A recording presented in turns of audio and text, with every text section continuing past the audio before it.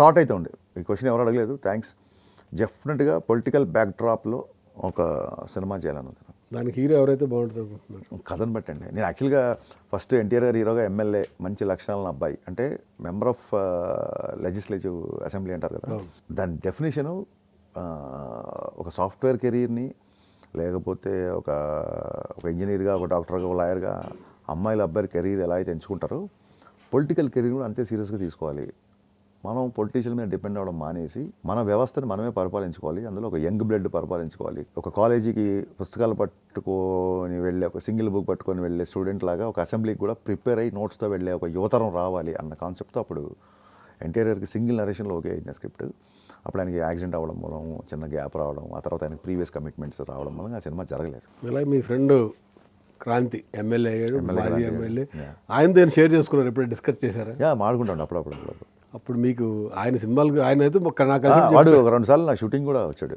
Classmates ఇద్దరం, bench mates actually. పైగా వాళ్ళ ఫాదర్ టీచర్, మా ఫాదర్ టీచర్. ఆయన చూసి మీరు ఆయన రాజకీయాలకు వెళ్ళాలనిపించలేదా?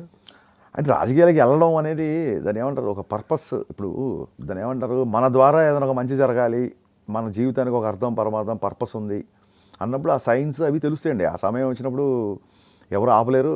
సమయం రానప్పుడు నేను దూకాలంటే ఎవరు తీసుకెళ్ళలేరు. దేనికైనా ఒక నేచర్ కాల్ తీసుకుంది అనుకోండి, డెఫినెట్గా నేను ట్విట్టర్లో కూడా పాండమిక్ నుంచి, బిఫోర్ పాండమిక్ కూడా నేను నా వంతు సహాయం ఖచ్చితంగా నేను చేస్తుంటాను. నేను సమస్యలు ఉంటే అధికారుల దృష్టి తీసుకెళ్ళడం కానీ, జీహెచ్ఎంసీతో వాళ్ళతో కానీ చాలాసార్లు మీరు చూసుంటారు. కింద ఫ్యాన్స్ కూడా తిడతాను, నీకెందుకన్నా మా హీరో కథ రాసుకోకుండా ఆ జీహెచ్ఎంసీ పైప్ లీక్ అయితే నీకెందుకన్నా, ఈ టైప్లో కొంతమంది ట్రోల్ చేసే సందర్భాలు కూడా ఉన్నాయి. బట్ నేను పట్టించుకోను. అది పెద్ద మ్యాటర్ కాదు. మనం చేసే పనులు అందరికీ నచ్చాలని రూల్ లేదు. మనకు నచ్చే పని మనం చేస్తాం, అది ఇంపార్టెంట్. ఖచ్చితంగా అండి. అంటే దాన్ని ఏమంటారు, ఒక వాయిస్ అయితే అవకాశం వచ్చినప్పుడు వినిపించాలని నాకు ఉంది. అదే భవిష్యత్తులో మేము అది పొలిటికల్ ఏదైనా వచ్చేది, ఇట్ కుడ్ బి ఎనీథింగ్.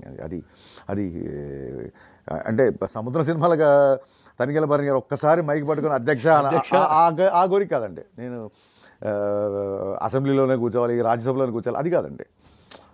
ఒక సొసైటీ కన్సర్న్తో టైం వచ్చినప్పుడు, సందర్భం వచ్చినప్పుడు వాయిస్ వినిపించాలి అనేది, అది ఏం చెప్తా కూడా నాకు తెలియదు. ప్రస్తుతం నాకున్న మైండ్ అంతే. సూపర్.